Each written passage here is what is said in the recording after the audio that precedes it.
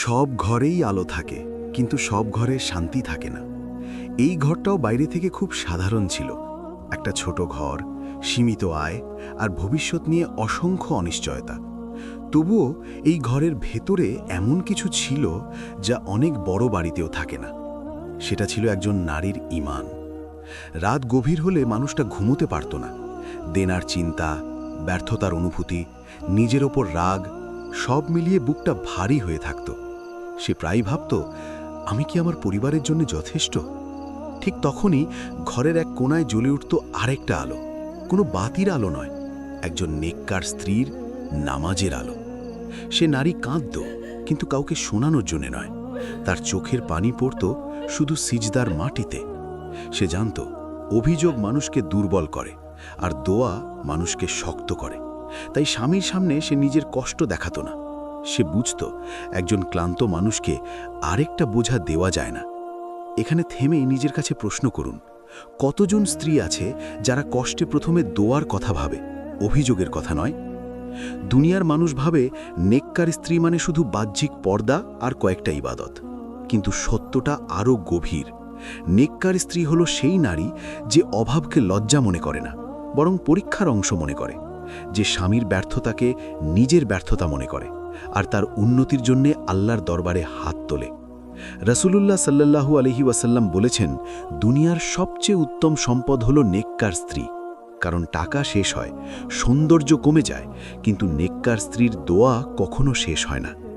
একদিন স্বামী পুরোপুরি ভেঙে পড়ে বলেছিল, আমি পারছি না, সবাই এগিয়ে যাচ্ছে আর আমি শুধু পিছিয়ে যাচ্ছি। কথাগুলো বলার সময় তার চোখে ছিল অসহায়ত্ব। স্ত্রী কিছুক্ষণ চুপ ছিল। এই চুপ ছিল না অবহেলা, এই চুপ ছিল ধৈর্য। তারপর সে বলেছিল, হয়তো আল্লাহ আমাদের দেরিতে দিচ্ছেন, কারণ তিনি আমাদের আরও কাছ থেকে দেখতে চান।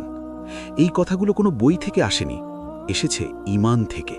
আর ঈমানের কথাই হৃদয়ে সবচেয়ে গভীরভাবে আঘাত করে। নেককার স্ত্রী ঝগড়ার সময় জয় চায় না। সে জানে, একটা তিক্ত কথা আজ স্বস্তি দিলেও আগামীকাল পুরো ঘরকে বিষিয়ে তুলতে পারে। তাই সে নিজের রাগকে গিলে ফেলে সম্পর্ক বাঁচায়। কোরআনে আল্লাহ বলেছেন, সৎ নারীরা অনুগত হয় এবং স্বামীর অনুপস্থিতিতে আল্লাহর হেফাজতে নিজেদের রক্ষা করে। এই অনুগত্য অন্ধ নয়, এটা আল্লাহর উপর ভরসা করে সম্পর্ক টিকিয়ে রাখার নাম। দিন যায়, কষ্ট যায় না, তবুও স্ত্রীর আচরণ বদলায় না। সে একইভাবে স্বামীর জন্য খাবার রেখে দেয়, একইভাবে সন্তানের মাথায় হাত বুলিয়ে দেয়, একইভাবে ফজরের আগে উঠে দোয়া করে। সে জানে, নেককার স্ত্রী শুধু বর্তমানের জন্য নয়, সে ভবিষ্যতের জন্য কাজ করে। তার কোলে বড় হওয়া সন্তান দেখে, কষ্টেও মা নামাজ ছাড়ে না। সে দেখে মা বাবার সম্মান করে। এই সন্তান বড় হয়ে শুধু সফল মানুষ হয় না, সে ভালো মানুষ হয়। একদিন সেই সন্তান জিজ্ঞেস করেছিল, আম্মু, আমরা কেন এত কমে থাকি?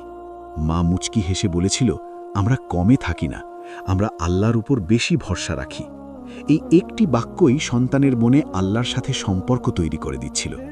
রাসূল সাল্লাল্লাহু আলাইহি ওয়াসাল্লাম বলেছেন, যে নারী নামাজ পড়ে, রোজা রাখে, সতীত্ব রক্ষা করে আর স্বামীর হক আদায় করে, তাকে জান্নাতের যে কোনো দরজা দিয়ে প্রবেশ করতে বলা হবে। ভাবুন একবার, জান্নাতের দরজা আর একজন নারীর ধৈর্যের সম্পর্ক কত গভীর। অনেক বছর পর মানুষটা ফিরে তাকিয়ে দেখল, সে খুব ধনী হয়নি, কিন্তু সে হারেও যায়নি। কারণ তার পাশে ছিল এমন একজন নারী, যে তাকে আল্লাহর থেকে দূরে নয়, বরং আল্লাহর দিকে টেনে নিয়েছে। আজকের সমাজে আমরা সবাই নেককার স্ত্রী চাই, কিন্তু ভুলে যাই, নেককার স্ত্রী পাওয়া যায় তাকওয়ার মাধ্যমে, দাবির মাধ্যমে নয়। আর নারীদের জন্য সত্য হলো, নেককার স্ত্রী হওয়া মানে নিখুঁত হওয়া নয়, বরং বারবার আল্লাহর দিকে ফিরে যাওয়া। শেষে একটা কথা মনে রাখবেন, যে ঘরে নেককার স্ত্রী থাকে, সেই ঘরে অভাব থাকতে পারে, কিন্তু অশান্তি টিকে থাকতে পারে না। কারণ সেখানে শুধু মানুষ থাকে না, সেখানে আল্লাহর রহমতও থাকে। এই গল্প যদি আপনার হৃদয়ের কোথাও সামান্য নাড়া দিয়ে থাকে, তাহলে বুঝে নিন, এটা কোনো গল্পকারের কৃতিত্ব নয়, এটা আল্লাহর কথা, আল্লাহর দ্বীনের সৌন্দর্য। আমরা এই চ্যানেলে গল্প বলি না মানুষকে বিনোদন দেওয়ার জন্যে।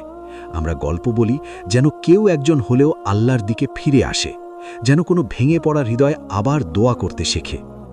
আজ যদি এই ভিডিও দেখে আপনি আপনার স্ত্রীকে একটু বেশি সম্মান করতে চান, কিংবা একজন নারী হিসেবে নিজেকে আল্লাহর আরও কাছে নিতে চান, তাহলেই এই ভিডিও সফল। আমাদের চ্যানেলের উদ্দেশ্য একটাই, ইসলামের আলোকে জীবনকে সুন্দর করা, ঘরকে শান্তির জায়গা বানানো আর সম্পর্ককে জান্নাতের পথে নিয়ে যাওয়া। রাসূলুল্লাহ সাল্লাল্লাহু আলাইহি ওয়াসাল্লাম বলেছেন, যে ব্যক্তি হেদায়েতের দিকে ডাকবে সে তার অনুসারীদের সমপরিমাণ সওয়াব পাবে। এই আশাতেই আমরা চেষ্টা করছি আপনার সাথে ইসলামের কথা ভাগ করে নেওয়ার। আপনি যদি চান এমন আরও হৃদয় ছোঁয়া ইসলামিক গল্প যা আপনাকে আল্লাহর কথা মনে করিয়ে দেবে, যা ঈমানকে নরম করবে, তাহলে এই চ্যানেলের সাথেই থাকুন। আজ নয়তো কাল কোনো না কোনো ভিডিও আপনার জীবনের কোনো প্রশ্নের উত্তর হয়ে দাঁড়াবে, ইনশাআল্লাহ। এই চ্যানেল কোনো সাময়িক বিনোদনের জন্য নয়, এটি আল্লাহর সন্তুষ্টি অর্জনের একটি বিনয়ী চেষ্টা। এখানে আমরা কোরআন ও সুন্নাহর আলোকে এমন ইসলামিক শিক্ষা ও গল্প তুলে ধরতে চাই যা হৃদয়কে আলোকিত করে, ঈমানকে দৃঢ় করে এবং আমাদের দৈনন্দিন জীবনকে আল্লাহর পথে পরিচালিত করতে সাহায্য করে। আপনি যদি এমন ইসলামিক বিষয় জানতে চান যা আপনাকে আল্লাহকে আরও ভালোভাবে চিনতে সাহায্য করবে এবং আখেরাতের কথা মনে করিয়ে দেবে, তাহলে আমাদের এই পথচলায় সঙ্গী হন। ইনশাআল্লাহ একসাথে আমরা সত্যের পথে এগিয়ে যেতে পারব।